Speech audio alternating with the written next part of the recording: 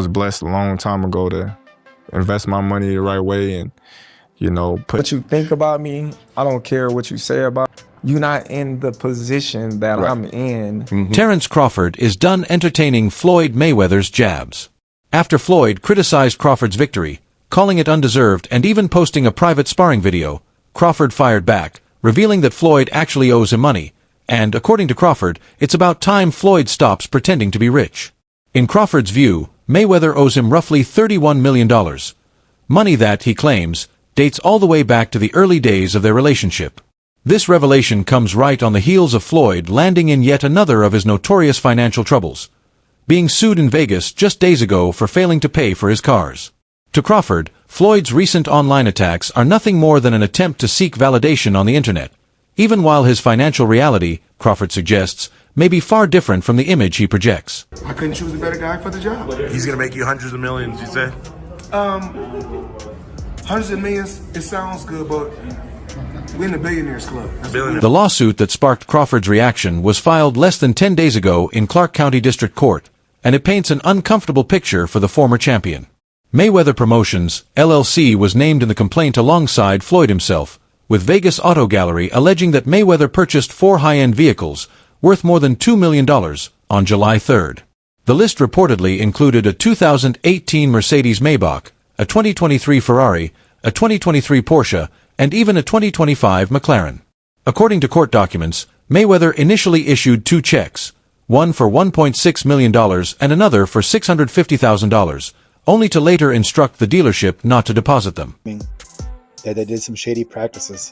So this is a response to their lawsuit that he bought 4 cars in the amount of $2.3 million back in July. And one of the cars was $1.2 million, which was a 2018 special edition Maybach. I don't know, something really, really fancy. Very, very rare. Instead, Mayweather showcased the purchase on Instagram, flaunting the cars to his 29 million followers. The dealership claims Floyd never intended to actually keep the vehicles. Rather, he wanted them as props to bolster the Money Mayweather persona. In the end, Floyd returned 3 of the cars and agreed, under a settlement valued at $1.2 million, to keep the Maybach. The problem, however, is that he still hasn't paid. Got options. I got about 100 cars. But right here, we like to call this the Sweet 16. By signing the settlement, Floyd and Mayweather Promotions effectively confessed to the judgment. That confession meant they were acknowledging, up front, that they owed the money and could not legally contest the agreement if they defaulted. Yet, despite this ironclad deal, the dealership claims Floyd missed multiple payment deadlines, even after being granted an extension. Attorney Michael Cristalli, representing Vegas Auto Gallery, put it bluntly, "Our filing speaks for itself." Despite Mr. Mayweather buying the vehicles, tendering checks, and executing purchase agreements, he refused to pay for the vehicles. $25 million. That's an incredible amount of money. And then they go, that's true, but you owe 50 more. And he's just like, that can't be right. This type of claim is nothing new when it comes to Mayweather. Over the years, numerous businesses have accused him of making late payments, or outright refusing to pay, for goods and services. From unpaid wages at his now shuttered Las Vegas strip club, Girl Collection, to disputes with jewelry dealers and event promoters, Floyd has faced the same recurring theme. The man who flaunts unimaginable wealth often finds himself entangled in debt disputes. I mean, dang, Floyd Money Mayweather. Man, wow, y'all around here getting Rolexes, not paying for them. Man, y'all got stacks of money, owing jewelers money. Man, how y'all around here, man, getting millions of dollars in all this jewelry and leaving 280... That's where Crawford's comments land. His sudden declaration that Floyd owes him roughly $31 million is not without context. While Crawford's camp has remained tight-lipped about the specifics, the surrounding circumstances point to a few possibilities. One is that Crawford may be referencing earnings he believes he lost from never securing a fight with Mayweather. When Floyd retired in 2017, Crawford was rapidly climbing the pound-for-pound rankings, already a unified champion at 140 pounds and on the path to dominance at welterweight. A Mayweather-Crawford fight at that moment would have been a massive draw, likely generating hundreds of millions in pay-per-view revenue. I know life is hard, I know life is expensive, But come on, dude, put your legacy first. Nobody wants to... Another possibility lies in business dealings outside the ring. Mayweather's promotional arm has been involved with countless fighters, events, and joint ventures, where disputes over unpaid percentages, marketing cuts, or promotional obligations are nothing new in boxing. What makes this situation even more striking, however, is the culture surrounding sparring videos. Crawford's remarks surfaced after a private clip of Floyd's sparring began to circulate. In the sport, sparring is considered sacred. What happens inside the gym is rarely meant for public release. Fighters often test themselves against champions behind closed doors, but leaking footage is viewed as a serious violation of trust. Money Man is getting ready. It's Super Bowl weekend, Las Vegas. We had to get the ones, make it rain. I need everybody. That girl collection, Thursday, Friday, Saturday, Sunday, the Super Bowl, or whoever win or lose, it don't matter. I need everybody there. Girl collection. The irony is that Floyd built his entire identity on two pillars: an undefeated record and untouchable wealth. 50-0, and the money team have become inseparable from his brand. Yet now, seeing him mired in lawsuits over bounced checks and unpaid luxury cars cuts directly against that image. Meanwhile, Crawford, fresh off becoming the first man in the four-belt era to be undisputed in 3 different weight classes, has the credibility and the standing to call him out. So the money's really gone. Yeah, that's what you think. It's get the money, spend the money. All that money. Yeah, it's been 2 years. So is it just his overhead is so high on a day-to-day, month-to-month? Like I don't even want to talk about it. Like with the lifestyle, that money's gone. Trust me. Now it's like you call him, he'll be at your... The details of the Vegas Auto Gallery case reveal just how fragile the Money Mayweather persona can appear when tested in court. According to filings, Floyd not only failed to pay but also publicly disparaged the dealership, warning his millions of followers to steer clear of them. The dealer claims those posts triggered threats from Mayweather supporters, turning the dispute into more than just a financial issue. For the dealership, it's not only about missing money, it's about reputational harm. For Floyd, it's about waging battles on 2 fronts, in court and on social media, trying to win in public what he appears to be losing in private. And then about the whole 50 Cent story, you gotta hear accusations that Floyd Mayweather has unpaid debts with fellow athletes. A widely known allegation comes from rapper 50 Cent, who accused Floyd of cheating him out of $2 million during his jail sentence. Then are we talking over $2 million? It's about that. Oh, okay. At that point, it was invested in. All right. So look, he goes, when he finally does bring up the actual... Crawford, meanwhile, has been far more strategic when it comes to money. After years of disputes, he broke free from Top Rank, betting on himself in the Errol Spence Jr. fight, and cashed in with a career-defining victory.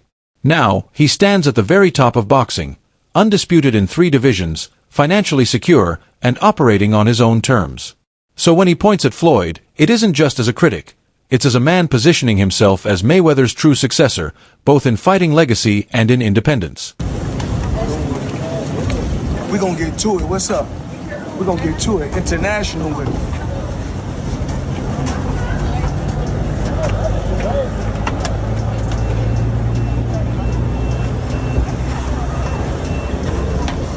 it. Meanwhile, Floyd's lawyers are scrambling to flip the car case back in his favor, accusing the dealership of fraud for allegedly withholding documents such as the odometer certification.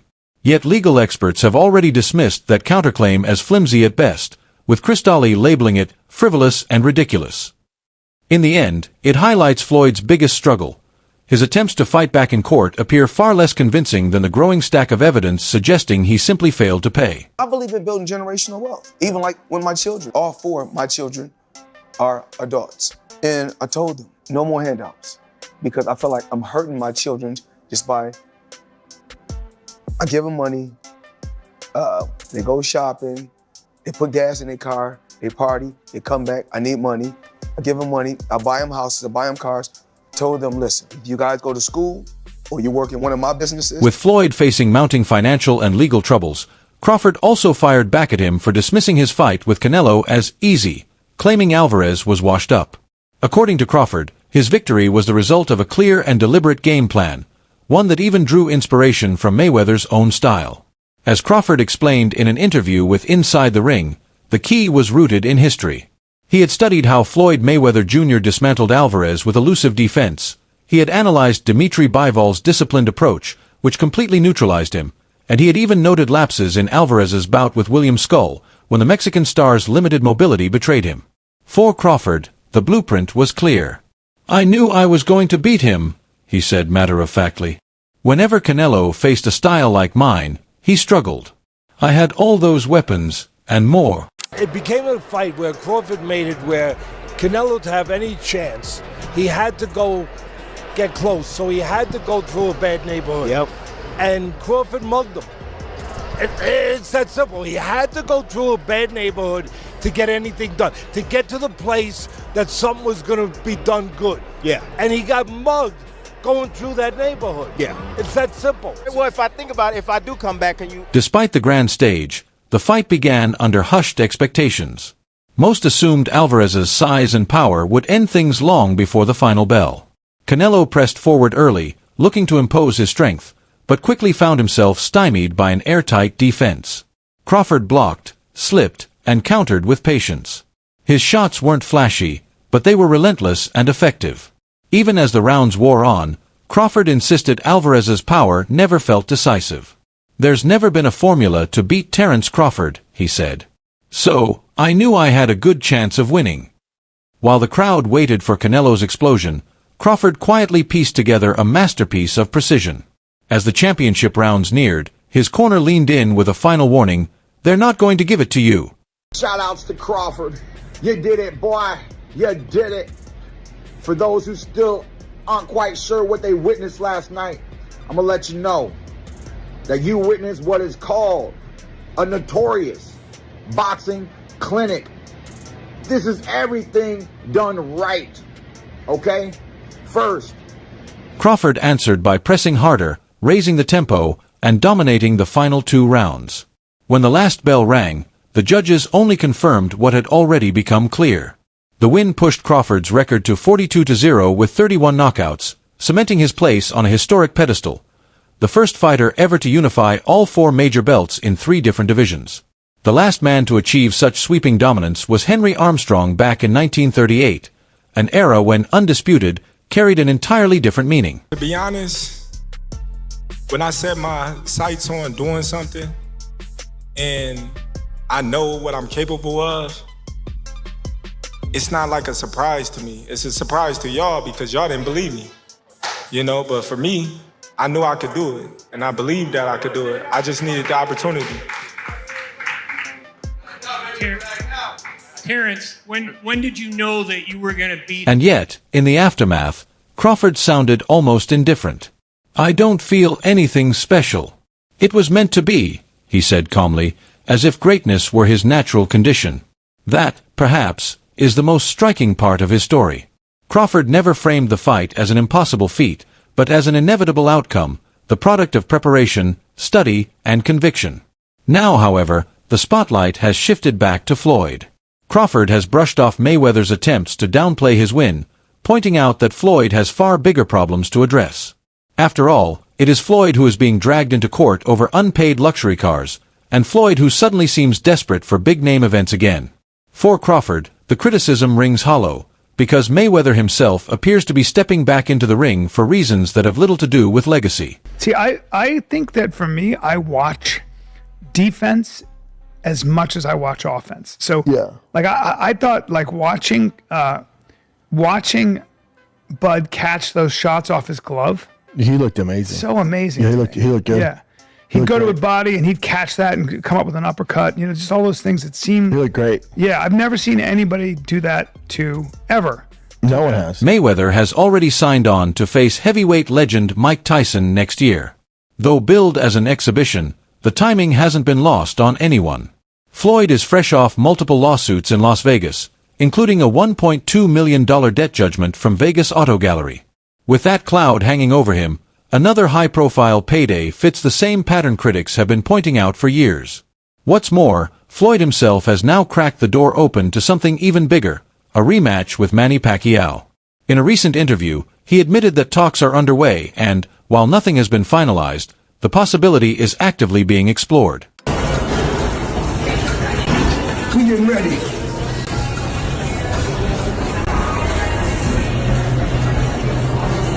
Pacquiao's advisor, Sean Gibbons, has already confirmed Manny's interest, reminding everyone that Pacquiao had signed with PBC and Al Haymon back in 2019 with the clear intention of securing Mayweather, Pacquiao too. At the time, however, Floyd backed away.